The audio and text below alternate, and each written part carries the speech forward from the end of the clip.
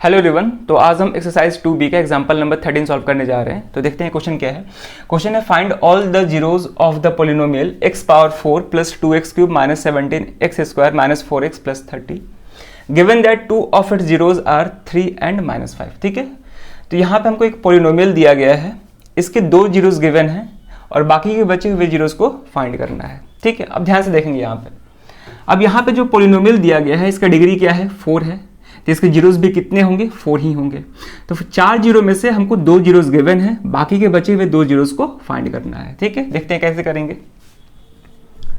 तो इस तरह के क्वेश्चन को हम पहले भी सॉल्व कर चुके हैं। ठीक है ना। तो यहाँ पे क्या है, जो भी पोलिनोमियल दिया गया है उसको कुछ मान लेते हैं, हम एज्यूम कर लेते हैं fx px। ठीक है, तो लिखेंगे let fx is equal to x power 4 plus 2x cube minus 17x square minus 4x plus 30। ठीक है, और याद रखेंगे कि डिग्री 4 वाले पोलिनोमियल को हम बाई क्वाड्रेटिक पोलिनोमियल बोलते हैं। ठीक है ना। तो इसके जीरोस 4 होंगे, 4 में से 2 जीरोस गिवन है, बाकी के बचे हुए 2 जीरोस को फाइंड करना है। तो हम कैसे करते हैं, अब यहाँ पे जीरोस गिवन है तो जीरोस से हम फैक्टर निकाल सकते हैं। जैसे फॉर एग्जाम्पल हम बताए थे कि मान लेते हैं मेरे पास कोई क्वाड्रेटिक पोलिनोमियल है तो उसके 2 जीरोस होंगे। ठीक है, तो एक को अल्फा मान रहे हैं, एक को बीटा मान रहे हैं।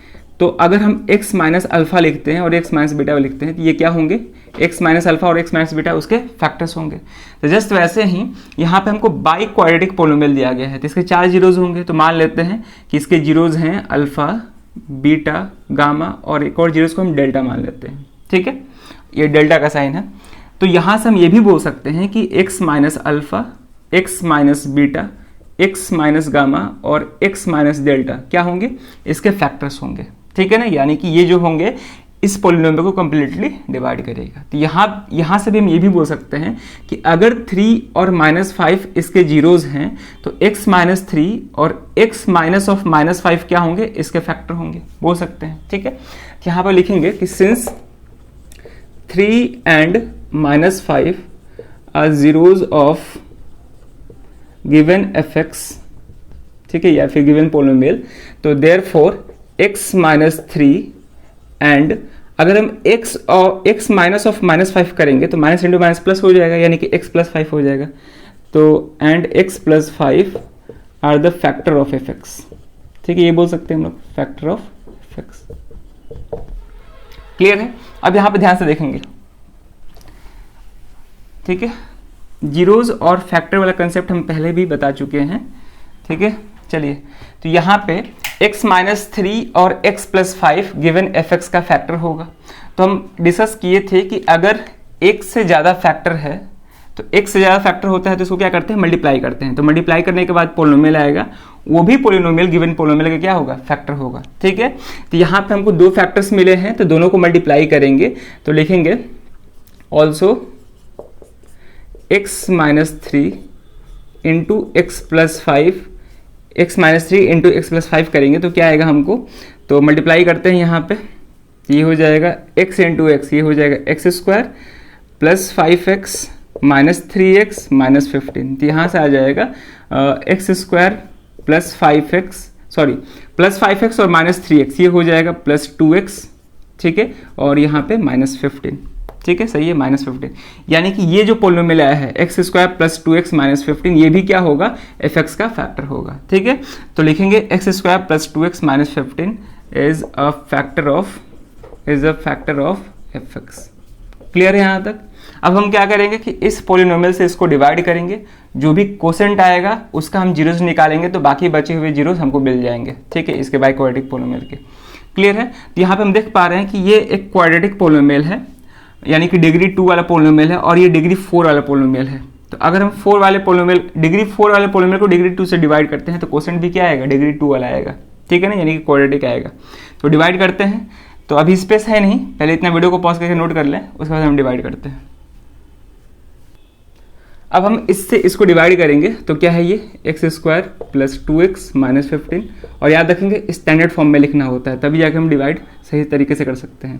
तो ये स्टैंडर्ड फॉर्म में ऑलरेडी है, ये भी स्टैंडर्ड फॉर्म में है, चेक कर सकते हैं आप। वेरिएबल का जो पावर है डिक्रीजिंग ऑर्डर में, तो स्टैंडर्ड फॉर्म में है। तो ये हो जाएगा x power 4 plus 2x cube minus 17x square minus 4x plus 30। ठीक है, चलिए डिवाइड करते हैं। तो यहाँ पे हम डिविडेंड के पहले टर्म को डिवाइजर के पहले टर्म से डिवाइड करेंगे तो x के पावर 4 है, यहाँ पे x स्क्वायर है, तो दोनों को डिवाइड करेंगे तो यहाँ पे क्या आएगा, x स्क्वायर आएगा। इससे इन तीनों को मल्टीप्लाई करेंगे तो यहाँ पे तो x पावर 4 हो जाएगा, इसको इससे मल्टीप्लाई करेंगे तो ये हो जाएगा 2x क्यूब और ये हो जाएगा -15x स्क्वायर, ठीक है ना। और लाइक टर्म्स को साथ में लिखना होता है, ये पता है। अब क्या करेंगे कि साइन को चेंज करेंगे, ये माइनस है, ये प्लस हो जाएगा, ये माइनस, ये कैंसिल, ये भी कैंसिल हो जाएगा। -17x स्क्वायर और +15x स्क्वायर, ये हो जाएगा -2x स्क्वायर। अब बाकी बचे हुए टर्म्स को एज इट इज नीचे लिख देंगे, ठीक है। अब फिर से हम क्या करेंगे, -2x स्क्वायर को x स्क्वायर से डिवाइड करेंगे तो क्या आ जाएगा, -2 से मल्टीप्लाई करेंगे तो ये हो जाएगा -2x स्क्वायर, ठीक है। ये हो जाएगा हमारा -4x और माइनस इंटू माइनस +30, क्लियर है। अब हम क्या करेंगे, साइन को चेंज करेंगे तो ये माइनस है तो प्लस माइनस कैंसिल सब कैंसिल हो जाएगा, यानी कि रिमाइंडर क्या आ रहा है, 0 आ रहा है, ठीक है ना। अब यहाँ पे ध्यान से देखेंगे और रिमाइंडर यहाँ पे अगर 0 आ रहा है तो यहाँ से बोल सकते हैं कि ये जो पूरा है, ये पूरा जो होगा ये इसका फैक्टर होगा। पहले भी बताए थे कि अगर हम किसी अलग अलग फैक्टर्स हैं, कई सारे अलग अलग फैक्टर्स हैं, तो उनका प्रोडक्ट भी क्या होता है, फैक्टर ही होता है गिवन पॉलिनोमियल का।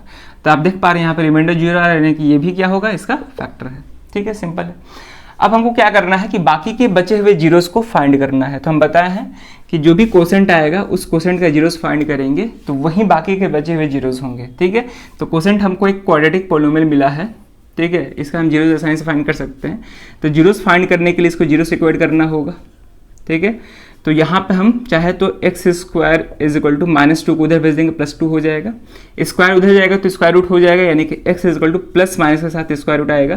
तो x का 2 वैल्यू आया, एक प्लस स्क्वायर रूट एंड एक x is equal to minus square root, ठीक है।